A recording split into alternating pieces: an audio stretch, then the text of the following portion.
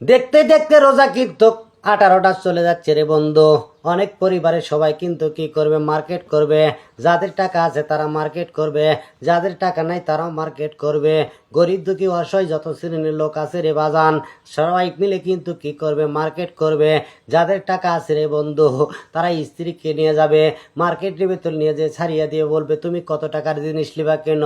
যাদের টাকা আছে রে বাবাজি, তারা মেয়েকে বলবে মা তোমার কোন কোন জামা পছন্দ হয় তুমি কিনে নাও।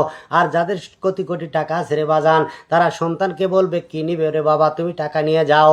আর যাদের টাকা নাই গো, তারা কোন দিকে তাকাই আছে, তারা উপর দিকে তাকাই আছে রে বাজান। আল্লাহ তাআলা রহমতের মহব্বত করে যারা দান করবে, যারা জাকাত দিবে, ওই জাকাতের টাকা যারা দিবে রে বন্ধু, ওই জাকাতের টাকাতে কি করবে, তারা কাপড় কিনবে।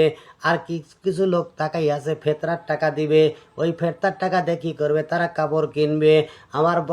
আমার বাবাজিরা, আমার পদ্মার অন্তরের মা ও বোনেরা, একটা মাস সিয়াম সাধনের মাস। এই মাস হলো গুনাহ মাফের মাস, এই মাস হলো মাগফিরাতের মাস, এই মাস হলো রহমতের মাস, এই মাস হলো নাজাতের মাস।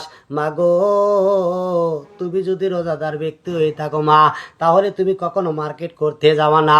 বড় কোনো মেয়ে যদি থাকে, আপনার মেয়ে যদি বয়স 17 বছর হয়ে থাকে, যদি যুবতী হয়ে থাকে রে মা, ওই সন্তানকে কখনো মার্কেটে দিয়ে পাঠাবে না। তার কারণ মার্কেটে কেন দিয়ে পাঠাবে না, এই কথা হইতে বলেছি গো মা।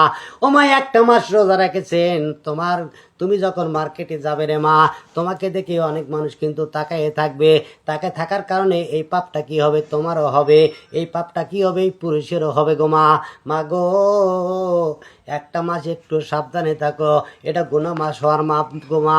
এই মাসে কিন্তু আল্লাহ তাআলা বেশি বেশি বেশি বেশি দোয়া কবুল করে নেয় এবং বেশি বেশি মাপ কিন্তু ক্ষমা করে দেয়। ও পদ্মার অন্তরের মায়েরা, এই মাসে তোমরা জানো, কেউ জানো মার্কেটে না বাড়াও গো মা। আবার বড় বড় হুজুররা, বড় বড় আলেমরা বক্তব্য দেয়, এমনভাবে বক্তব্য দেয় তারা কিন্তু মার্কেটেও বাড়ায়, সব জায়গাতেই বাড়ায়। আমি তোমাদেরকে অনুরোধ করে বলছি গো মা, তোমরা মার্কেটে বাড়াবে না। তোমাদের স্বামী যেটা এনে দিবে গো মা, তোমরা সেই জামাটা একটা বার একটু পছন্দ করে একটু পরো গো মা। পরবর্তীতে যদি তোমার কিনতেই হয়, তুমি সময় মতো একা একা যাবে। কোন সময় যাবে, নিরিবিলি সময় যাবে, যে সময় মার্কেটে কোনো ধুম থাকবে না। ও পদ্মার অন্তরে মা ও বোনেরা রে, আল্লাহ তাআলা তোমাদেরকে কত সুন্দর করে সৃষ্টি করে, মহব্বত করে, সুন্দর চেহারা করে এই দুনিয়ার বুকে পাঠিয়ে দিয়েছে গো মা।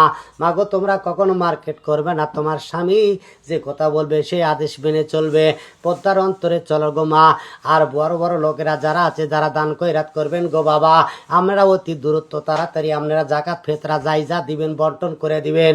আপনারা বন্টন করার আগে একটা জিনিস খেয়াল রাখবেন, আপনারা টাকা দান করবেন, কখনো সেলফি তুলবেন না। সেলফি তোলা দান আল্লাহ তাআলা কিন্তু পছন্দ করে না, সেলফি তোলা হবে না।